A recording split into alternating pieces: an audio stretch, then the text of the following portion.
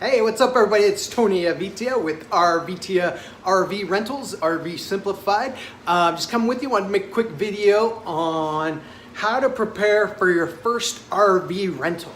Now, I'm no RV genius. I've only been doing this for about 6 months, but there was a lot of stuff I wish I kind of would have known.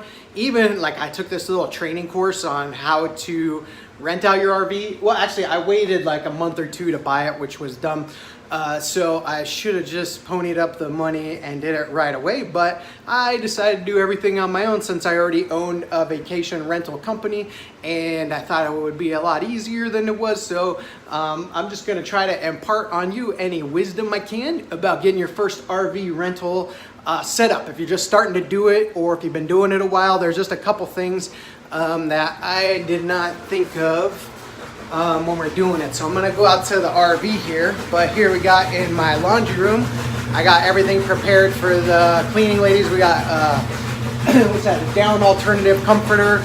I bought these little fleece blankets. They weren't very much, they were like $16, and oh, I guess that's kind of loud. And then of course we have mattress protectors for all the mattresses. You never know, people have kids and stuff. We got about 10 towels. Our RV sleeps 10, but so we put 10 in. I charge for 4 extra people, and then we have dish towels for the kitchen. I have these stainless steel coffee mugs that I put in there for people. Of course, the bowls, the silverware, the outdoor barbecue kit, the sheets, the pillows. I got a non-stick frying pan. I got a what are those called? Whatever, those other kind of cooking frying pans. And so it is a lot of work getting ready for one of these RV rentals. Sorry, I'll get out of here so it's not so noisy. And think you want to come? So that's my dog. She's the company mascot. It's a Japanese Akita. She's a 6-month puppy, about 60 pounds, but so she's helping me out today. So first thing you want to do when you're going to get your RV rented is you're going to have to think about how much extra money you want to put into it to get the thing ready to rent. Because nowadays, you know, even if it's just you and you just put it up, everybody thinks you're like the Marriott or the Wyndham of RV rentals. So they're going to expect everything in it, just as probably I would expect if I rented an RV and spent like $2,000 on doing it. Actually, one of my staff members, I was talking with her how we want to be the one-stop shop, like the Marriott of RV rentals, and she's like, oh my God, I am so down for that. She's like, she rented one from one of those companies, we won't mention their name, something America, but you know, we keep, I don't disparage anybody's business, but she didn't realize that when you rent them, they don't come with anything. They don't come with blankets. They don't come with sheets. They don't come with pillows. They don't come, you know, with kitchen equipment, any of that stuff. So if you go to their website, everything is an extra add-on. So what we did is we decided to include everything, which most people that rent theirs out privately, from what I've seen, do the same thing. So that's one of the first things you want to do if you're going to start doing this. Make sure and set a budget. We probably actually spent about $2,500 in addition to the $10,000 down and the $2,700 to register it, and I don't know, the other $1 million these things cost or whatever. They cost a small fortune, but the rental has been really good. I mean, I tried to, like, I bought it back in May, and I blocked out the I bought it in like the middle of June, and I blocked out the second 2 weeks because we wanted to go try it. And go try the RV and use it and whatever. And then I kept the calendar open from July 2nd on. Well, it's the beginning of December right now. I've had it rented out, not every day, but probably 80-70% of the days ever since we put it up for rent. So these things do rent very easily, especially with RV Share and Outdoorsy and all these rental companies. They do rent out really good. So it is a great thing, but there's a lot you got to be prepared for. So the first thing you want to do is you want to get, like I showed you, like mattress protectors for the mattresses, the sheets, obviously, the pillowcases, pillows, things that you would probably expect as a guest that already have it included. I put in underneath the outside, I got You probably can't see, but there's like a George Foreman grill in there, and then I got the barbecue kit, which was inside, and then what else did I put? I got, oh, that's the battery thing, and never really used these things too much, so I'm still learning it as I go. And then I got one tub, and I put in there the paper plates and the silverware, the plastic, you know, the napkins, the utensils, napkins, extra RV toilet paper. I figure it's easier just to keep the RV toilet paper in there all around. I put one set in each bathroom and then one set underneath, because I mean, the toilet paper, the money you spend on that's going to be a lot cheaper than if they mess something up and you have to, you know, drain the black tank, or you have a guest where it backs up on them. So I find it better. And then I put one tub in here. Let me see if I can get this out real quick. Just in case of emergencies for people. So let's see. Has like an extension cord, a toolkit, flashlights. I put some extra batteries in here for people in case they need it for the remotes. A little universal toolkit. I put gloves in here, you know, because when they're dumping the black tanks, you know, you want them to have gloves, you know, so they don't get anything on themselves or the RV. You know, just some flashlights, just some regular stuff that they might need in case of an emergency. So you always want to have stuff like that in there for them. And then in the other tub, what I have, or the other bin, I have this little collapsible broom. So they have it for cleaning.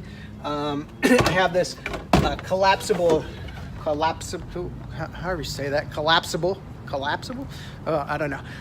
One of those trash cans that pop up. It's a pop-up trash can. They can put it outside. I got a fly swatter in there.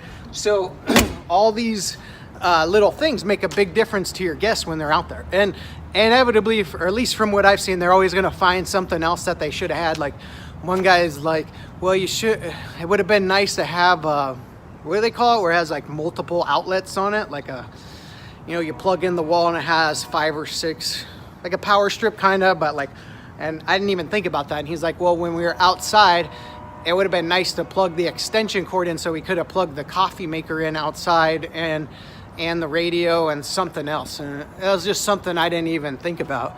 And then we also have in here, like under here, I put the lawn chairs. So the camp chairs I include, I got them, you know, they're very reasonably priced. I got some at Walmart. They were like $15 a piece. And then I have this mat. I don't know if you can see it. You see it? Like this mat that goes, and actually I found it online on Amazon. It matches the paint of the RV. It's a big mat that goes in the front under the steps. So it keeps the dust down, keeps all that down. So you want to get all that stuff. Get stuff for the kitchen, the plates, the forks, and you don't need to go all out. I actually even went to the dollar store, which I've never really been to too much, and they have a lot of, you know, decent stuff in there. I mean, they'll have to, I guess it depends on you how much you want to go, but you know, people break stuff. They're out and about camping. I don't think they're expecting like fine china or anything, so I don't think you have to spend, you know, a ton of money on these different things unless you want to, or you can find a good deal. I like this one website. It's an app. It's called Brad's Deals, BRADS. And what it is, it has different specials all over the internet that you can find, and everything's super low price. So you can go to bradsdeals.com. Obviously, Amazon always has like daily deals. Groupon always has great specials on like comforters and sheet sets and stuff where you can get things for $20, $30 that are really nice, and that doesn't matter if they really break it or not. So yeah, that's what you want to do first. Get all the pillows, the blankets, I bought an Amazon Fire Stick. So instead of signing up for a cable channel or satellite, I just put in the Fire Stick. And then what I did is I got a wireless router. I think it was like, it's either $30 or $50 a month. So obviously I pack that into the price of the rental. So I charge them a $350 cleaning fee and $100 setup fee. So that $450 typically covers my guy to wash it, the cleaning lady, the cost of the internet, the paper plates, I put in some nice bottles of water for them, and I put in some wine. Not everybody drinks, so I'm thinking of changing that to maybe like a bottle of cider as well, or something a little more universal. So I put that in. And then I put some spices I got at the dollar store, so at least they had something. Obviously they don't need the best spices, whole food style, but I put some in there just in case they needed it. And then I put an Instant Pot in there. I don't know if you've ever used the Instant Pot, but it's like the greatest invention since sliced bread. You can, my wife uses it like 2 or 3 times a week now. So we really enjoy that, and we use it all the time. So we put one in the RV, so when the people are cooking, you know, you can pretty much cook everything in that one pot that's big enough for the whole family. So that's kind of my tips on, so, you know, go to Walmart, use the heck out of Amazon, probably most, you know, self-explanatory things. You know, on where to get stuff. I would make a list. You can Google like lists of things to put in your RV, and you can find a lot of lists as far as what you should have on your RV trips, because there are a lot of things you don't think of, like extra blankets, flashlights, and you're in this campgrounds, and you want to get like a converter too. So like depending upon your RV, it's either like a 50 watt or a 30 watt. Hello, princess. This is my daughter, Sally. She's helping me with the RV today. But so you want to get one of those converters from 50 watts to 30 watts, and then 30 watts to 12 watts, or I don't know if I'm saying that right, but it's 50, 30, 12. So I have each adapter in there, because if you're renters, you know, you never know what park they're going to. Some of them only have apparently 30 watt or 12 watt, or most of them either have 30 or 50, but you never know. And if they're you know, trying to stay at somebody's house, you know, they'll need a 12 converter, 12 volt, or however you say that. And then so you make sure and get all that set up right off the bat. Now, I mean, if you're struggling for money, or you just paid all this money for that thing and you don't want to do it, I don't think you need to include all that right off the bat, but you might want to put it in your ad, because if not, you're going to have guests expecting that everything's going to be in there. And you could even use like older stuff that you already have. Like I put books in there and board games and things of that nature, and those obviously just came from my library. And you know, other stuff we don't really use. So I put games in there, board games. Put like, I found a badminton set and tennis set and a frisbee and a wiffle ball. A lot of stuff I found at Walmart for a really good deal, or that Brad's deals. I found a bunch of good stuff. So I think all total I spent about $2,400, and I didn't spend a fortune on any one thing. So it just, and they had to buy 2 if you're really going to make it a business, or you really want it to pop off.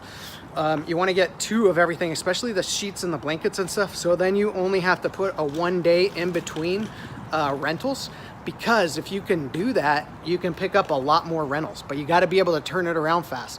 So you need to have a good car wash guy, you got to have a good cleaning lady, and then ideally you want to find a good handyman.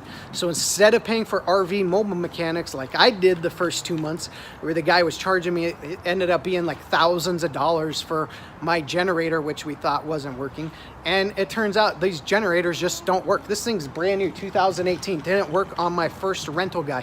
He's calling me this and that, and I had all this different RV mechanic coming over various time, replacing different parts, trying all these different techniques, and as it turns out, they just don't work that good, especially in Vegas when it's over 90 degrees. So a lot of these stuff is a lot of learning lessons that I just like to impart on you, since I started actually as fresh as can be. I mean, I never even been in an RV up until you know, I bought this thing. I've never really been to any of these campgrounds or anything, so I'm having to learn, you know, by fire. So if I can impart anything on you that saves you hundreds of dollars or thousands of dollars, and then now that's why I created my company, because I do vacation rentals, and so now we help out timeshare owners. So I pay timeshare owners maintenance fees, and then I take them and I rent them out on all the major platforms, and that way we help everybody make money. We have people save money out on vacation, and we're just going to take that same principle and take it to RVs. So like if you live in the Las Vegas area, you call up my company and we can handle everything for you, the turnover, the calls, you know, because you're going to have to deal with these people, you're going to have to pick deposits, you're going to have somebody check them into the RV, you're going to have to